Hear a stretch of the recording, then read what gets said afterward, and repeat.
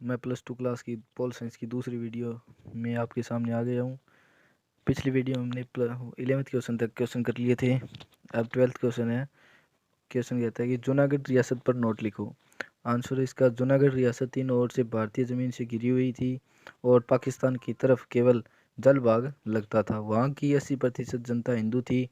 जूनागढ़ के नवाब महाबत खान ने मुस्लिम लोगों की सलाह पर पाकिस्तान में शामिल होने की घोषणा कर दी, लेकिन सरदार पटेल ने इसे रद्द करके जन्म संग्रह करवाने को कहा। 20 फरवरी 1948 को जन्म संग्रह में पाकिस्तान के पक्ष में केवल 91 वोट पड़े और जूनागढ़ को भारत में मिला लिया गया और नवाब परिवार व धन दौलत सहित जहाज में सवार होकर पाकिस्तान चला गया।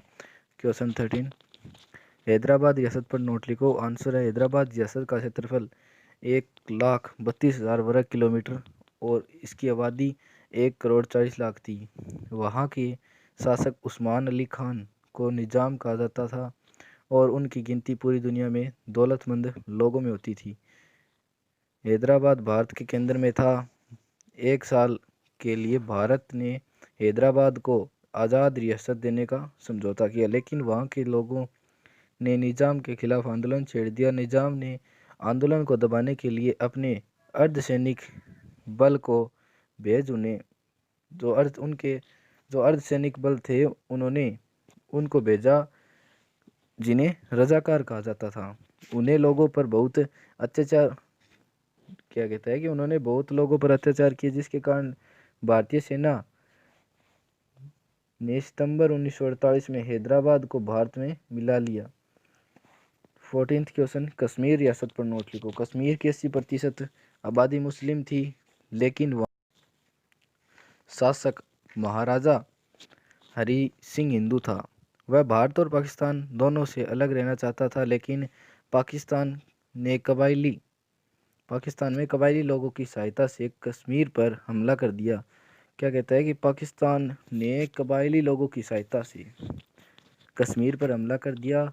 उसने भारत की मदद मांगी तो भारत ने विलय की शर्त पर सहायता देने का वायदा किया। 26 अक्टूबर 1947 को कश्मीर में विलय हो गया। क्वेश्चन नंबर 15, नव राष्ट्र के सम्मुख क्या चुनौतियाँ थी।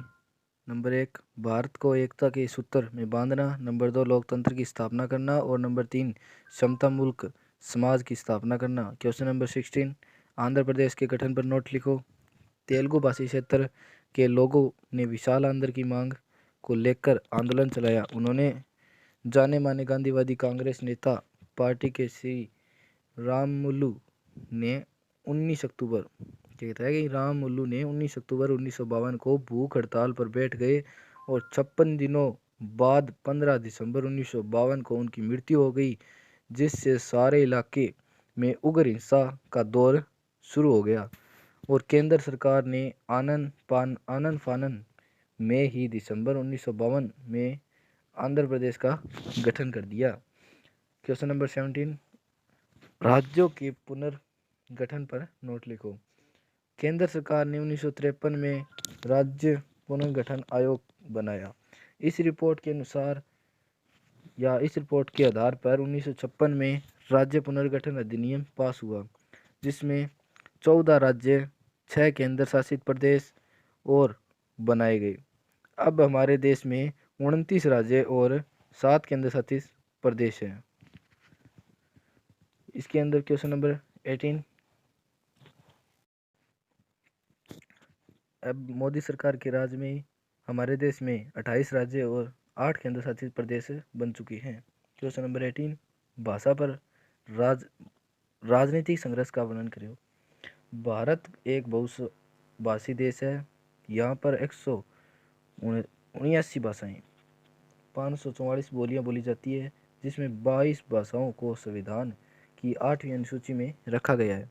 सन 1955 में राष्ट्रपति ने बीजी खरे की अध्यक्षता में एक भाषा आयोग बनाया, जिसने 1957 में सिफारिश की सरकारी कार्यों में हिंदी का प्रयोग किया जाए और सन 1963 में राजभाषा अधिनियम पास हुआ, जिसके अनुसार 26 फरवरी 1965 के बाद हिंदी सरकारी भाषा बन जाएगी। लेकिन गैर हिंदी राज्यों में खासकर तमिलनाडु में इसका हिंसक विरोध हुआ, तो तत्कालीन प्रधानमंत्री को आश्वासन देना पड़ा कि हिंदी किसी पर थोपी नहीं जाएगी, और 1967 में भाषाई नीति में बदलाव किया गया, त्रिभाषी फार्मूला अपनाया गया। क्वेश्चन नंबर 19, भारतीय राजनीति में एक भाषा की भूमिका के बिंदु लिखो। आंसर है इसका पहला बिंदु है भाषाई आधार पर राज्यों का पुनर्गठन। नंबर 2, भाषाई राज्यों में झगड़े विवाद व पानी विवाद पैदा होना। नंबर 3, उत्तर दक्षिण भारत में भेदभाव पैदा होना।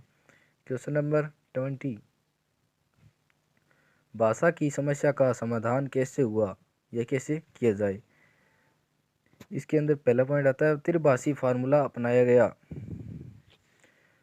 हिंदी देश के सभी नागरिकों को सिखाई जाए, उसके बाद इसे सरकारी विभागों में लागू किया जाए।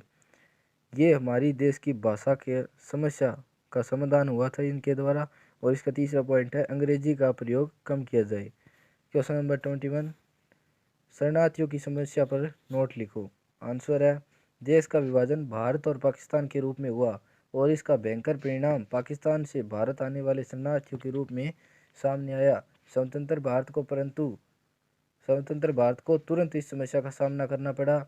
अनुमानों के आधार पर विभाजन के समय मृतकों की संख्या 5 लाख तथा सीमा पार आने वाले शरणार्थियों की संख्या लगभग 50 लाख थी। क्वेश्चन नंबर 22, रियासतों के एकीकरण पर नोट लिखो। देशी रियासतों को भी संविधान सभा में अपने प्रतिनिधि भेजने का अधिकार दिया गया, लेकिन उन्हें यह भी छूट दी गई कि वे स्वतंत्र रहे या ब्रिटेन के साथ संबंध स्थापित करें, भारत के संघ में शामिल हो या फिर पाकिस्तान में शामिल हो। इस छूट की भी सबसे बड़ी हानि यह भी थी कि भारत छोटे छोटे भागों में विभक्त हो जाएगा और देश की एकता खतरे में पड़ जाएगी। क्वेश्चन नंबर 23, इसमें कहता है कि सबसे पहले सार्वभौमिक वयस्क मताधिकार कब और किस राज्य में लागू हुआ। सबसे पहले सार्वभौमिक मताधिकार 1948 में मणिपुर में लागू हुआ। क्वेश्चन नंबर 24, भारत किस अधिनियम के तहत आज़ाद हुआ। भारतीय स्वतंत्रता अधिनियम 1947 के तहत भारत आज़ाद हुआ। प्रश्न नंबर 25, 14 अगस्त 1947 कैबिनेट मिशन योजना के अनुसार क्या जारी हुआ था।